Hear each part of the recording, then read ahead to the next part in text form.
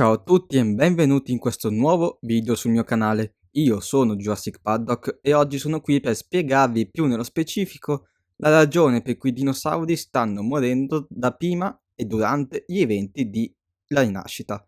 Prima di partire vi invito a mettere like e iscrivervi al canale se volete altri video che vi piacciono. A me fate un favore e per voi può essere utile. Qui si parla solo del franchise di Jurassic Park. Iniziamo.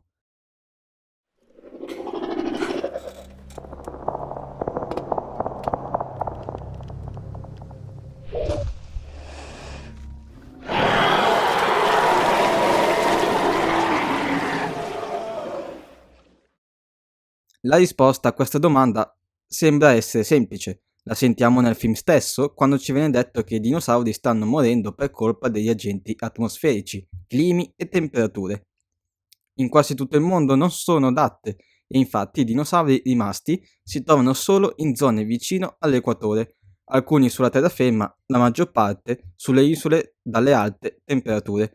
Nel film vediamo animazioni di dinosauri che muoiono nella neve e un apatosauro morente all'inizio del film. La risposta completa a questa domanda però non sta solo nel film stesso, bensì nell'intero arco narrativo che va da Jurassic World, il regno distrutto, o addirittura prima, fino a appunto Jurassic World, la rinascita. Ora spiegherò meglio. Tutto riguarda la Biosyn e il suo lavoro dopo il regno distrutto, ma partiamo dall'inizio. In Il regno distrutto sappiamo che pochi esemplari sono stati presi da Isla Nublar, mentre tutti gli altri, o quasi, sono sicuramente morti sull'isola. Di questi pochi esemplari abbiamo il Tirannosauro, il Carnotauro, il Baryonyx, il Compsognathus, alcuni Pteranodonti, Sinoceratopi, giovani allosauri, apatosauri Gallimimus, anchilosauri, stegosauri, Stygimoloch, Triceratopi, anche brachiosauri e qualche parasaurolofo.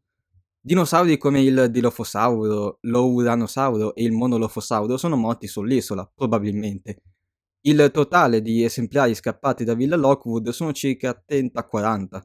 30-40 è il numero di esemplari che vediamo più o meno nei primi 20 minuti di Jurassic World Il Dominio. Dico questo per farvi intendere che anche se si fossero riprodotti solo gli esemplari di Il Regno Distrutto, non è possibile che si riesca a raggiungere un numero di individui così elevato da far sì che esistano in tutto il mondo, non senza un aiuto esterno. Mi sembra ovvio che sia grazie alla Biosyn che i dinosauri sono diventati centinaia e ce ne sono di nuovi, o almeno gran parte del lavoro è stato fatto dalla Biosyn. Ma già da prima di Regno Distrutto. L'obiettivo Biosyn era di usare i dinosauri per i suoi scopi. Legalmente però la creazione e clonazione di dinosauri era tutto in mano alla InGen e alla Masrani. Quindi la Biosyn aveva un solo modo per sfruttarli, ovvero approfittare delle circostanze. Il vulcano su Isla Nublar esplode.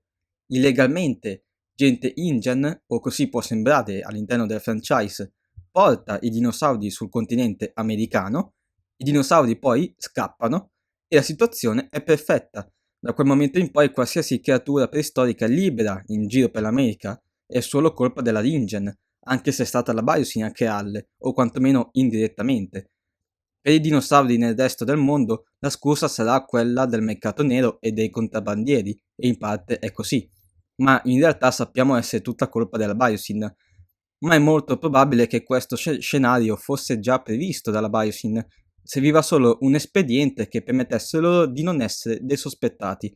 La prova di questo è il corto Battle at Big Rock, che ci mostra dei Nasutoceratopi adulti sulla terraferma già dal 2019, circa un anno dopo il Regno Distrutto.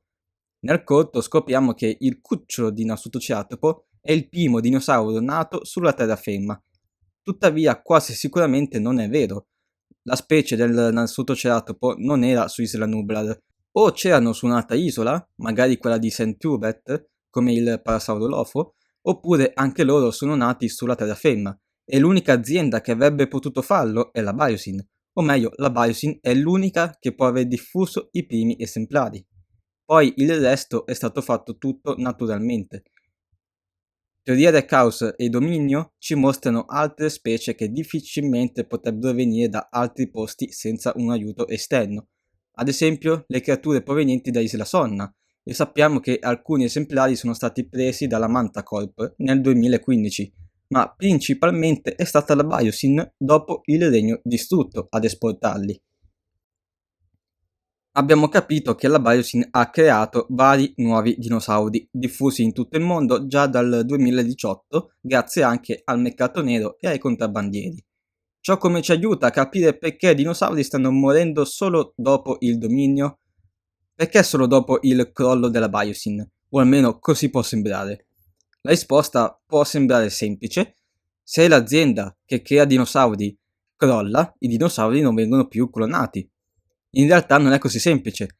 La Biosyn ha solo avviato il processo. Il bracconaggio, la clonazione e l'allevamento di dinosauri, oltre al mercato nero, è poi diventato un processo autonomo, comunque supportato dalla Biosyn sicuramente.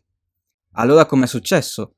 Le ragioni sono varie e assolutamente sensate dal mio punto di vista.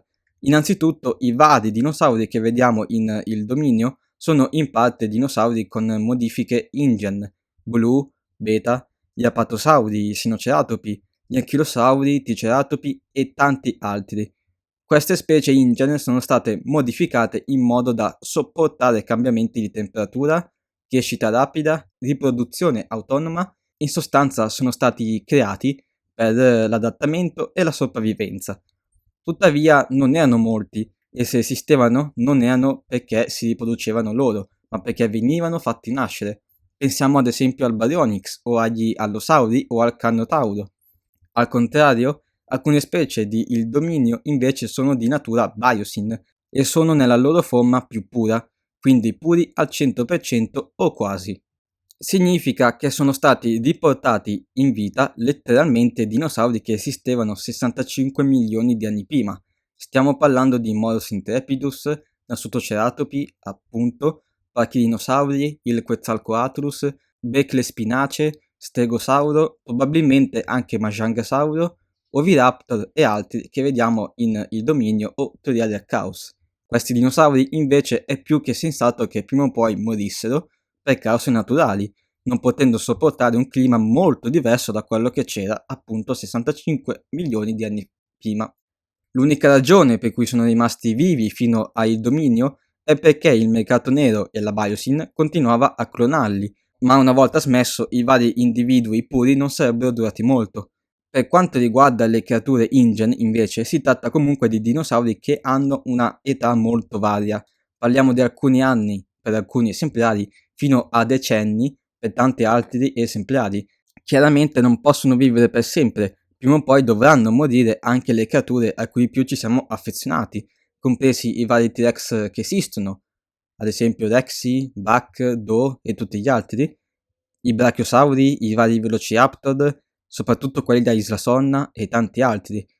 Per quanto riguarda gli Apatosauri, per esempio, vediamo un enorme esemplare nella rinascita che sta morendo, ed è quasi sicuramente uno dei due esemplari da Il Dominio, che dovrebbero essere inoltre gli unici due ancora vivi già all'epoca. Quindi sì, tra le varie ragioni per cui i dinosauri stanno morendo sono l'età di alcuni esemplari, la purezza di tanti altri e il fatto che non vengono più clonati illegalmente, quantomeno non a livello globale e su larga scala. Inoltre 5 anni credo che sia un tempo ragionevole per cui senza attività esterna i dinosauri stiano morendo. Piccola curiosità prima di salutarci, alcuni concept art di Jurassic World della rinascita mostrano quelle che sarebbero le ultime immagini dei vari dinosauri esistenti.